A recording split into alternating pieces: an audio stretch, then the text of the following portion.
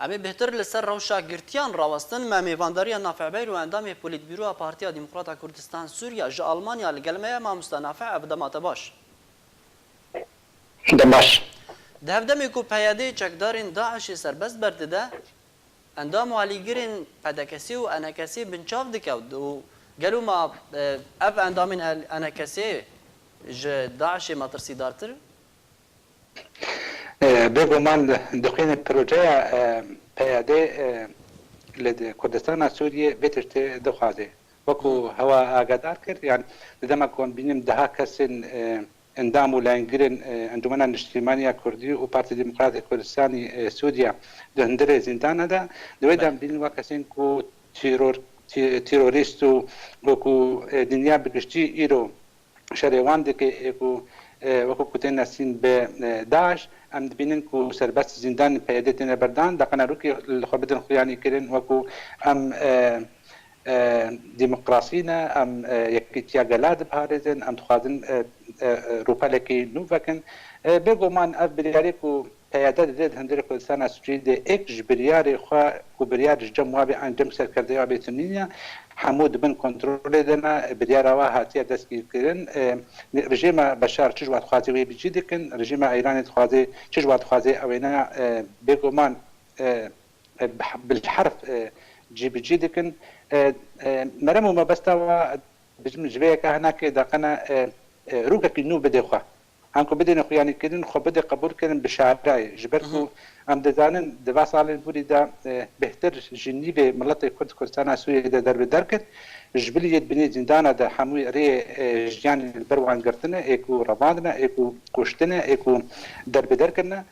کس نماید هندر دکو الکار بید پروژه وادا لی پروژه کو امراسی حتی بکا بجنزان چیه یکی تیا گلان فاف عربي دبر ده خواده وان بكشين عليه خواده درباري في بروجه هنا جبر بيش عندي عندين يعني حتى دوي كونغرس ما عن قوي بيشتغل بردانا وان كسر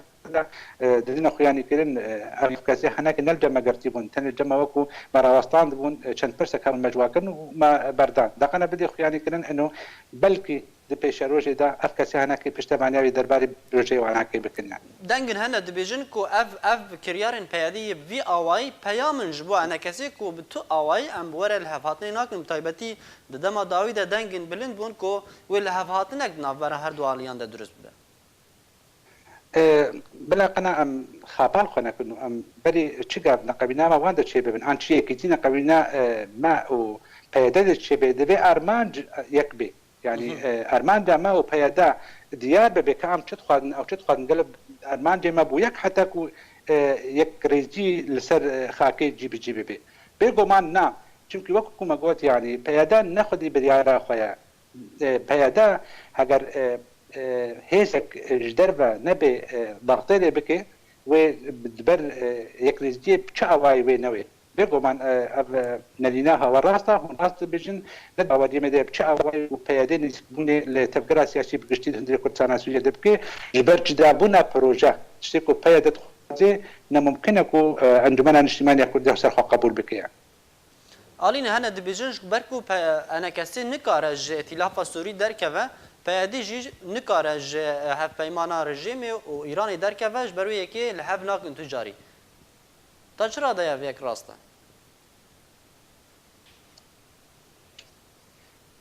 نمن قوت هكذا بيقومان ما بروجي خيل هندري بسلال سويدي يعني وكو انجمن اجتماعي كردي ام دين وكو جيبجيكن وتارسكن كيشيا كردي تندري كردستان سوريا دي اپوزيشن دبي تبلي محمود زانن ايرو بريارا جيبجيكن انكو سربراسكن كليدا سوري بگشتيش دس رژیم دركتيا وش دس اپوزيشن دركتيا كتيا دستي بعد دولتين خدي بريار دا انكو يخودان نفوذ لسرعتي انكو هيج امنيزيك ببن دستي بهتر امريكا وروسيا دا تشيكو ايرو دبي بالبيتشن دجي ام بين وكو انجمن اجتماعي كردي جالسري د پېشروج د کلیدا سودی د وې در باوري انګ و دریا کنګرین نتوی دا وره او دریا باندې دولت خو دی بیا وره بربه کې ام بردوام خبرت تندري اپوزيسيون سوري دا وكو كيانك جدا داخوازی ما پی خود کن لگلو داخوازی آن کسی دیتری که مثلا دخوازن وکو همبرید نقابینا هبونا ما انجمنا ركبرية سوريا عن معارضة سوريا وهبونا وكو دستك رجيم جد دفري كردستان سوريا وجيب جيكنا بروجي ايراني عن كوي رجيم سوري دفري كردستان سوريا ده درايا مدا يعني اب نيزك بين انجيكي اب تشبيه نقبنا هردو اليادا نوع كش نراستيه درباري عندنا الاجتماعيه كرديه باشه ما مستعجل ام بهتر لسر گرتیان راوسن اف گرتین و هونی چه بکن جواره جبلی داخویانیان ین کوهین داخویانیان شر مزار کرنه هونی چه بشیوه کی اکتیو لسر خاکی بکن جبو در کمن لسر خاكي اگر نجبر قرتياتنا قالك تشت هاتن كرن درباري كيشيا كردي بتماميل الكردستان السورية بيادات بدأ بالبرسيارات بشروط دوائي بالبرسيار كرن عنقو نسبتي قرتيا ما هناك جالاكي هناش دربي كردستان السورية چكي ونحموه كردزان يعني جالاكي كو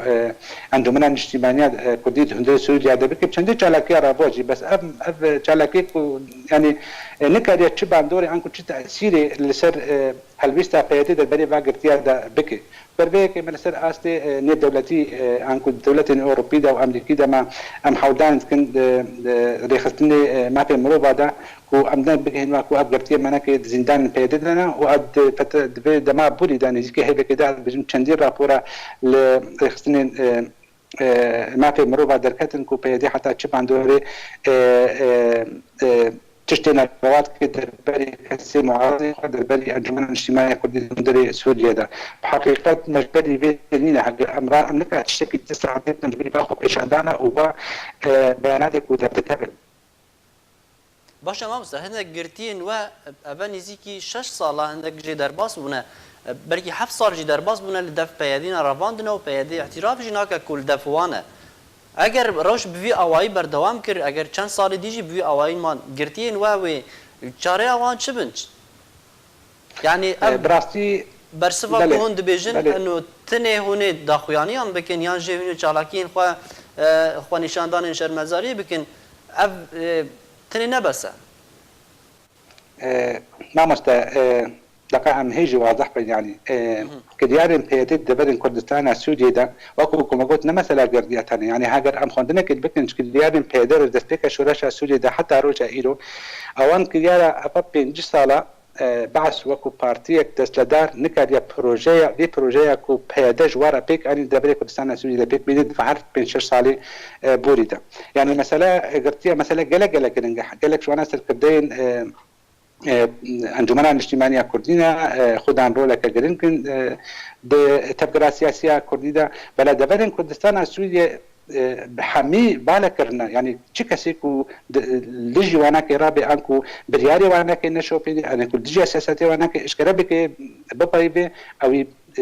بحموشي ويا گناه بار دکن وی سرگون دکن وی نفی دکن وی دخن زندان ده او دکو جن يعني ما چندین نمونه هيا تشتيكو بيادي دفع چند ساله بوري دكري مخابن امجاد بيجن رژیم بعد 5 ساله بوري ده ما قلت روشا كردستان سوريا برازيل جريدايا روشا گشتي سوريا يعني بهتر هكر امنيجيك بن بهتر جريدايا بلفهاتنا كي نابرا تفاهمك نقبنا امريكا وروسيا ذا تشي بيجبركم حد زان وخداني حد دبرين سركنا دبرن روج ابا فراتي ويرو بهتر بروجي روسي جيب بي انكو درباري روجلات فراتي تكو بروجي امريكي بجيد بي هاجر نوع تفاهم نقبنا روسيا امريكا ذا تشيبو ام بيجومان ام بيجن كو او اليكاريا عسكريه كو بيادا دست امريكا دزيرت دبيشاروش دا او نميني حتى كو بياداجي بروجي امريكي كو استراتيجيه او باسبور امريكي دبر دينانا حتى وي بروجي بيجينا كجبر بك ام تصور دكن دبيشاروش دا كان يزيك دا امريكا ضغطك البيادا بك ويبكشيني بروجي خو ايكو امكو انجمنا الاجتماعيه كردي جيب كنا ما في ملت كرد هندري كردستان السوريه ده الدبري دبي مشروع هناك ده دبين جيب كنا مشروع امريكي بدبري ده هاجر ولو تشوف بيجومان ولا بهاتنا شيء بس اول بهاتن وحتى كيجا درجي قارب بيادا جبن باسكي بكاكي خي درجه كي وبين كنترولا ايران درخي درجات دو ابا مساله براسي بشكي وقت جيرد باوريا مدى اف مرجو شروطين امريكي محمود زان بري بشش مع ترامب قلت كو نزيكتين دم دعم محاولة كن جتوريا باكيشن بلام بري چندرول كده نوكا دل مبدين سركة دان يك جوانا كي نهيلانا داعش الدبري ابا مرجكو مرجع دتيجي كو هيزن ايراني جسوريا باكيشن وامزان هردو مبجي زحمتن يعني اري داعش نوكو هيزك تاني دبي كوشن دري سوريا هري دبي هيزك بمني امريكي دبي دا كنت بيشروج دا تجربه كرد عراقي بقشتي نزيري عنكو بشتي كو امريكا جندري سوريا بكشي وبتايبات دبي روشلاتا فراتي دبي كو داعش وكو تنظيم جادي تركو العراقي شاوا بقرها دبي النباقري ابيك يا دوا مثلا هيز احمد المساله كش عندنا هيزين ايراني جندري سوريا يعني محمود عند بيك صلاه 2011 حتى رجع ايرو بده مليار ايران استثمارات هندري سوريا ذكرنا وتخازي بروجي خوي او بيجي وهلالي بجيبك فاكش عندنا هذا امراني نبوتشتكي راحتيه كو دخي مرجك امريكا كو بكش عندنا هذا امريكي سوريا جديده ب نمان ان كش عندنا هذا ايراني باودي ما كليزا سوريا تبليك وتيغوتن انه درياكم جرينا دولتي دما كان يزيد تشار سر ببي ام دينن انه افك شهنا كي بردوام كي بلكي حتى ده سالم تايبتي جبركو بروجي امريكي اوان دنيايا اصلا جي بروجي وانا كتشيبون فيغا جيبنا بنتيجه تدخل مباشر يا روسي بس بروجي امريكا درجنا بدي حتى جينا كيش بربيكي دم دريجبو ممكن ام قلق صار بين حتى كو سرانسر اكليزيا سوري جار سر ببي